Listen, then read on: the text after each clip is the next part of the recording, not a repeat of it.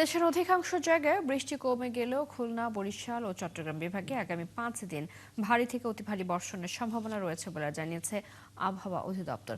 এদিকে টেকনাফ ও কক্সবাজারে আগামী 24 থেকে 48 ঘন্টা বৃষ্টির পরিমাণ বেশি থাকবে। বুধবার সংবাদ সম্মেলনে জ্যেষ্ঠ আবহাওয়াবিদ বজলুর রশিদ জানান, বরিশাল ও চট্টগ্রাম বিভাগে ভারী থেকে অতি ভারী বর্ষণের সম্ভাবনা রয়েছে। একই সাথে রাজশাহী, রংপুর, ময়মনসিংহ, ঢাকা ও সিলেট বিভাগের অনেক জায়গায় অস্থায়ীভাবে দমকা হাওয়া সহ হালকা থেকে মাঝারি ধরনের ভারী বৃষ্টি ও বজ্রসহ বৃষ্টি হতে পারে।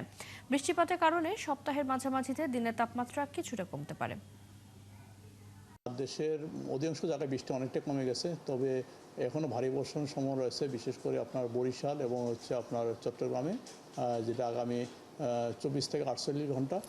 এর ভিতরেও যে আপনার অতি ভারী বা ভারী বর্ষণ বেসিক্যালি আপনার কক্সবাজার, তারপর বান্দরবান, এইসব জায়গাতে সম্ভাবনাই বেশি। সে তুলনায় চট্টগ্রামে বৃষ্টি কিছুটা হবে, যদিও ভারী বর্ষণ হবে সে তুলনায় কম হবে।